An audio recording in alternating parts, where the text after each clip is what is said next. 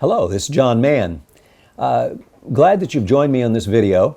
And this video is for our assessors, the ones that are filling out the questionnaires on our Appreciative 360 process. And I am happy that you're participating, and I'm happy that you're taking advantage of this very short video to get some additional assistance as you go forward, assisting the person who has asked you to fill out their questionnaires. I know that you've agreed to do so, and in completing the questionnaire for someone engaging in the 360 process is an important piece. It is assisting them with their development as a leader, and you are assisting them in a very, very positive way. You need to feel good about what you're doing and what you're providing. The way that you assist them is by reading the questions. There will be 6 or 7 according to which district and or area or state that you're in. But there are 6 or 7 questions, and the first 5 or 6 questions are based upon the leadership standards and or the evaluation protocol that is being used for administrators or leaders in your area. Now, when you're doing so, you're wanting to give the very best information that you possibly can.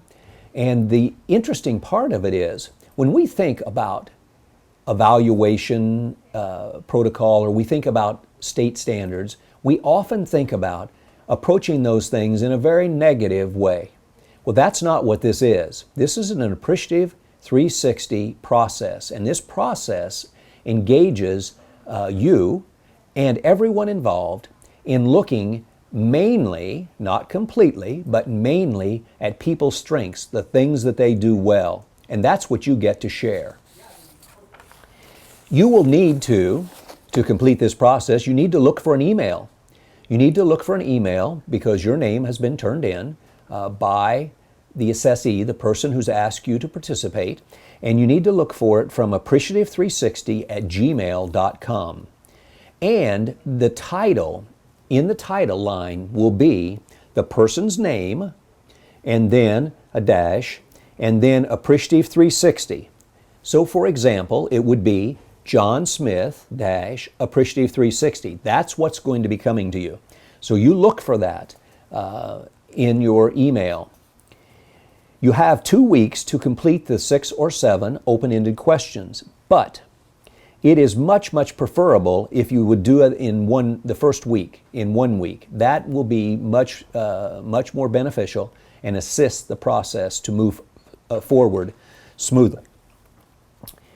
Now, when you're doing so, and you'll see it within the thing that comes to you, the paper and the form, the questionnaire form, you'll be asked to give your name and who you're providing this feedback for. So that would be John Smith, just like we had said in the title.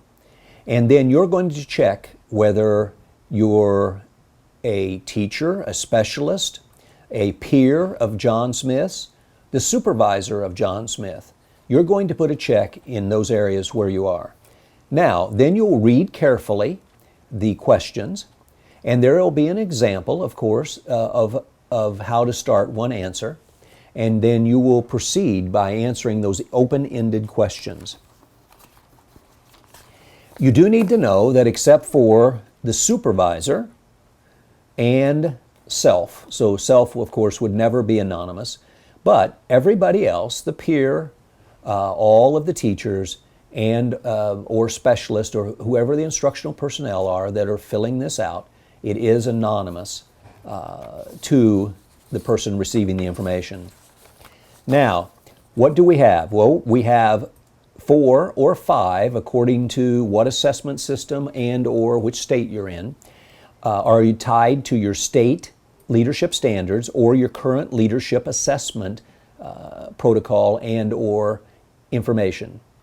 One question will be asked in an area of improvement. So you then have 4 or 5 areas that will talk about from the standards things that our person is doing extremely well and that you've witnessed and you've seen these things.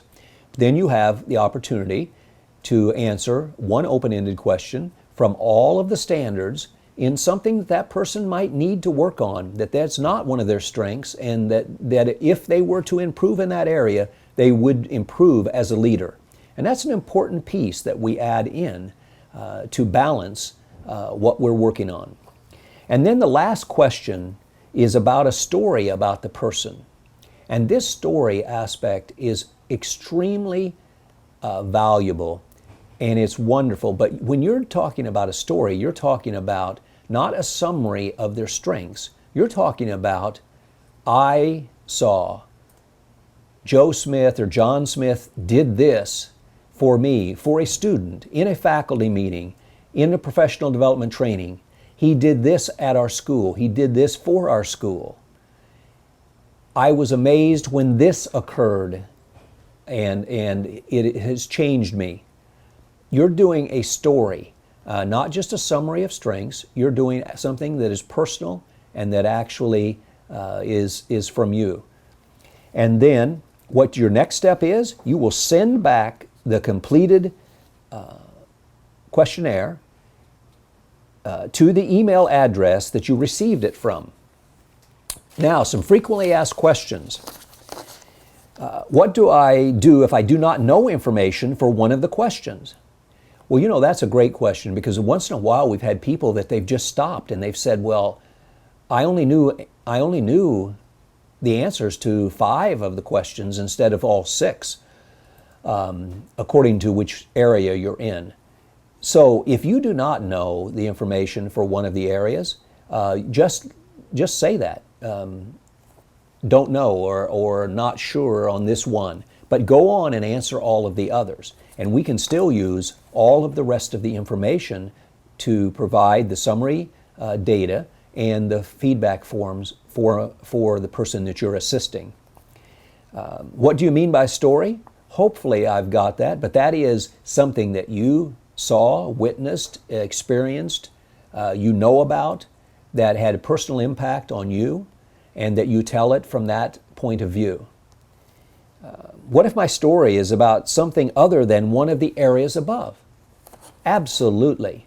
You know, some of the most powerful stories that we've had have been about some amazing thing that that person has done that maybe fits or doesn't fit into all of those standards, but was an amazing accomplishment, or something that someone was very grateful or thankful for that the person did.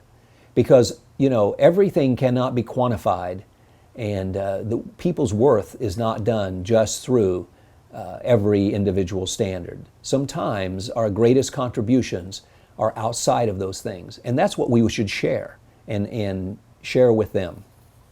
How long will it take me to complete the questions? Well, these are open-ended, so there's only 6 or 7 according to where you are in what district you're in or what state you're in. So it's only 6 or 7, but because they're open-ended, you know, it can take as short of time as 10 to 15 minutes to a little bit longer time than that as you maybe write more detailed information. And obviously, more detailed information provides better feedback for the person that you're assisting. Is this important? It really is important. This person that you're assisting may be developing their goals for the next 1 to 3 years based upon this information that you're giving. And so you are assisting them to develop and progress as a leader into the perceivable future. And so because we do it in a strength-based way, you should feel comfortable about it, because almost everything that you're sharing, with the exception of one question, is a very positive thing in nature. And so you should not feel inhibited about what you're doing, because you're doing and helping in a great way. I'm so glad to come and talk with you today and to share, and I hope that this short video assists you as you fill out your questionnaire for John Smith or whomever has asked you to participate. Have a great day.